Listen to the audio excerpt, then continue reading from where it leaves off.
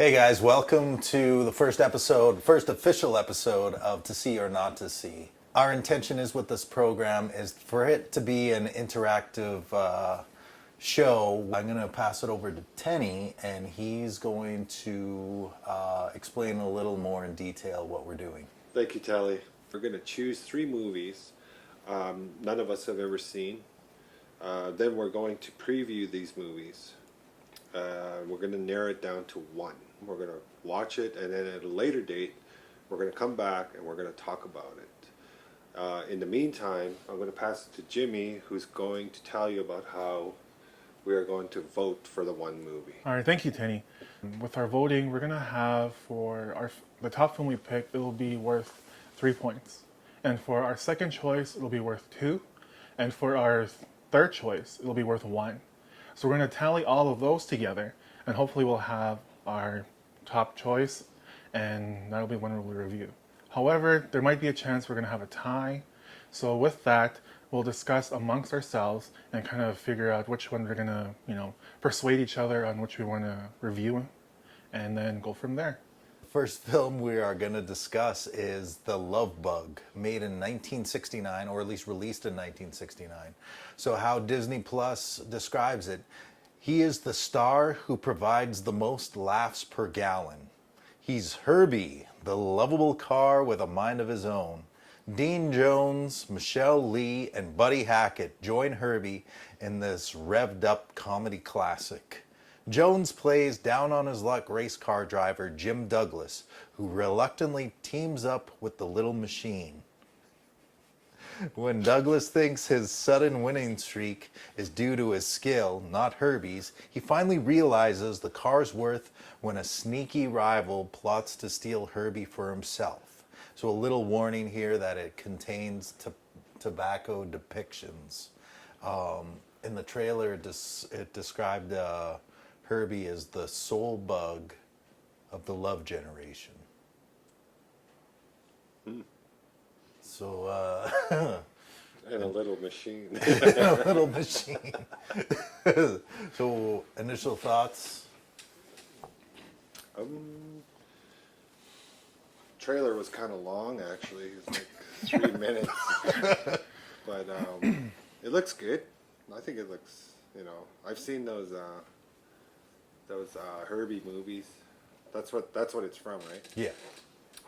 So they were good when I was a kid. And it's a little outdated, but it looks really fun, actually. I think it would be good for kids to watch and bring them back to our time, I suppose.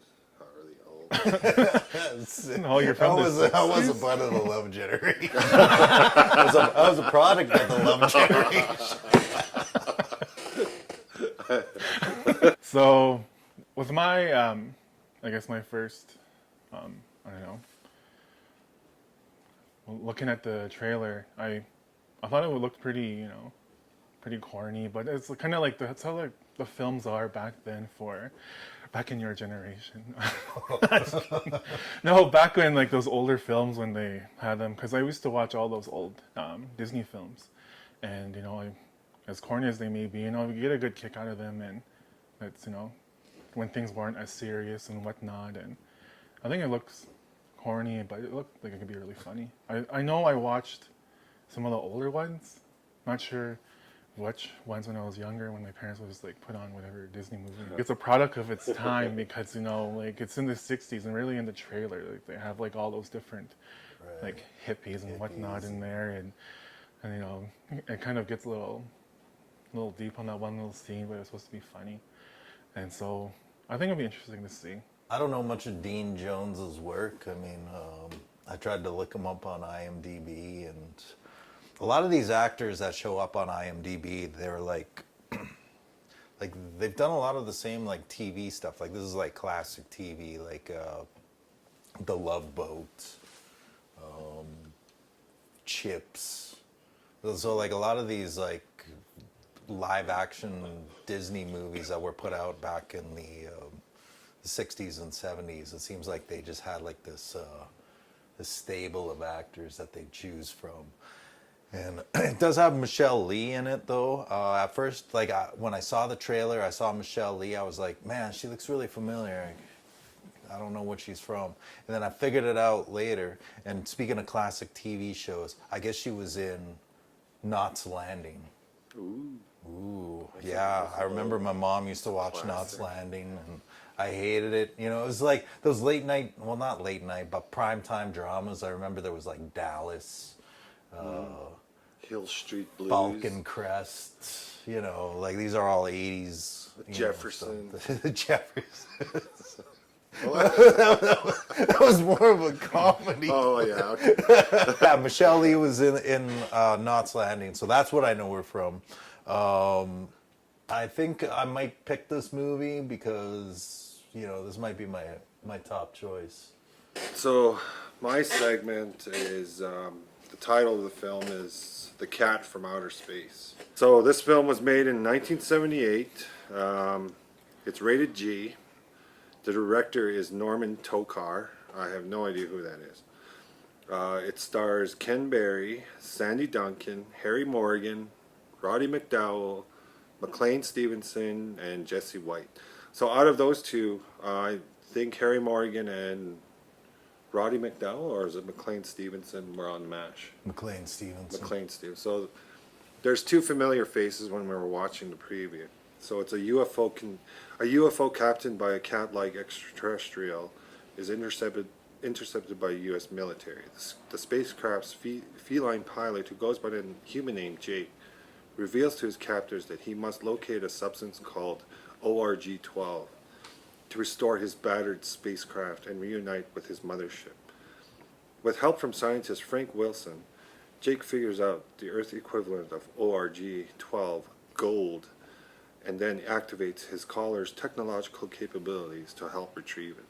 Now that's a better one.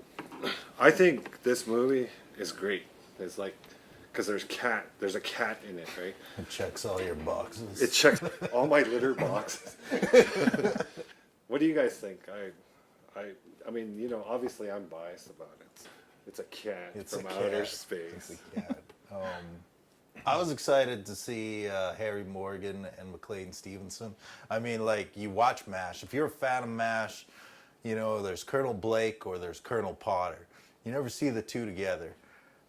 They didn't play on MASH together, and I don't think they have any scenes together in this movie, but it's going to be really cool to see them in the same film if we decide to watch this. So that's the one thing that really excited me about this. It looks like it could be funny, you know, like one of those, like I said before, all these older movies, they're all like, you know, just kind of literally out of this world.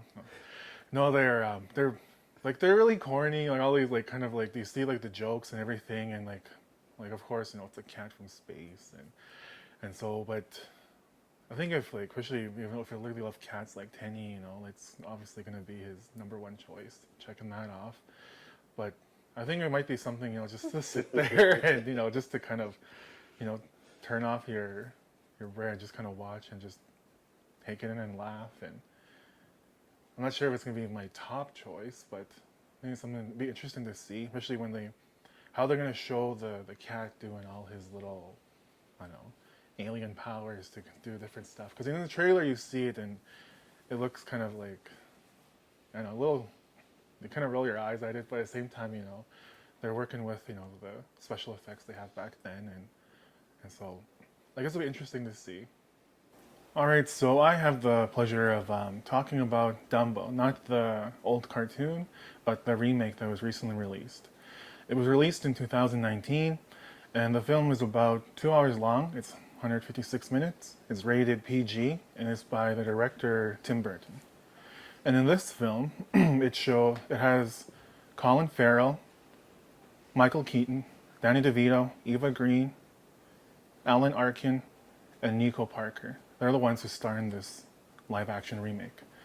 And so from Disney Plus, with their detailed description, it says, from Disney and visionary director Tim Burton, the grand live-action adventure Dumbo expands on the beloved classic story where differences are celebrated, family is cherished, and dreams take flight. Circus owner Max enlists former star Holt and his children to take care of a newborn elephant whose oversized ears make him a laughingstock in an already struggling circus. But when they discover that Dumbo can fly, the circus makes an incredible comeback, attracting persuasive entrepreneur V.A. Vanderveer. I think I'm pronouncing that right. I didn't watch it yet, so. Who recruits the peculiar pachyderm for his newest, larger-than-life entertainment venture, Dreamland. And so Dumbo soars to new heights alongside the charming and spectacular aerial artist Colette Marchand, until Holt learns that beneath its shiny veneer, Dreamland is full of dark secrets. And so a warning for this film, it says some flashing light sequences or patterns may affect photosensitive viewers. What do you guys think? I don't know, like Tim Burton, he's one of those directors where, you know, he creates like these visually stunning, you know, sort of, did he do Beetlejuice? Mm-hmm. Yeah, like I love Beetlejuice. Edward Scissorhands? Yeah, Edward Scissorhands, like it seems like his best work is like back then. It just seems like one of those things like maybe he was contractually obligated to make a Disney film. And so he made this one. It has Danny DeVito. For me, it was I wasn't really into Disney cartoons back then, and I'm still not into Disney stuff today. But every time I watch them, they turn out pretty good, anyways. I mean, so I'm not worried about it. If I have to watch it, I guess I will. I think it'll be good. Like, I mean, it's Dumbo. It's a bloody elephant that can fly, right? I think it'll be a good movie if it comes out on top. I'm down. And Tim Burton, like, he is actually a pretty good director. So, like he's kind of like Quentin Tarantino in a way where you could kind of trust what you're gonna watch, even though you're not sure or you're unsure about it. You know what I mean? Like that's kind of how I look at that. But I think Dumbo might do the job. I really loved the cartoon when I was younger. I used to watch all the Disney movies when I was younger, and I really liked Dumbo. You know, it was sad for, you know, people who have watched it because they know what happened, and you can see that with this new one they kind of deviate from the original story because they're trying to do like a new spin on everything. Because if I recall that Dumbo didn't fly until like towards the end of the old film. With this one, in the newer one, it shows that, you know, they talk about how they're taking advantage of Dumbo's, you know, special gift. And so with this one, you know, when I first seen the trailer, I thought, like, this was when I was like, when it was in theaters, when I was watching, you know, going to watch a movie and it was in the trailers at the start of the movie. At first I thought, oh, it looks like it might be good. But then I seen there were reviews and they weren't that great. Because I read them because I was trying to figure out what I wanted to watch. And it kind of stopped me from trying to watch it because of it wasn't like the greatest. I know it mentioned like saying that it looked visually great because, you know, it's Tim Burton. He has a lot of pretty, like, you know, different kind of, you know, out there kind of looking films, and a lot of people enjoy that, and including myself. But I was kind of wondering, I don't know, but I think with this, if it comes out on top, that, you know, I'll give it a chance and check it out and, you know, kind of see how it is compared to the original, and hopefully, you know, whether those reviewers said it was bad or not, hopefully, you know, we enjoy it, and then the families who end up watching this with us, you know, enjoy it themselves. Okay, so just to demonstrate how we're going to do the scoring process that Jimmy explained earlier, I'm going to go first. So my bottom choice is Dumbo. So Dumbo gets 1 point from me. My second choice is going to be The Cat from Outer Space. So that's 2 points. And my top choice with 3 points is The Love Bug. My third is actually Love Bug. My second is Dumbo. And my first, of course, is The Cat from Outer Space. For my choices, for the third one, I'm going to pick The Love Bug. For my second choice, it'll be The Cat from Outer Space. And for my top choice, I'll pick Dumbo. So, if you could see here, Dumbo has 6 points, Cat from Outer Space has 7 points, and The Love Bug has 5 points. So, the top choice is Tenny's pick. We are going to be watching The Cat from Outer Space.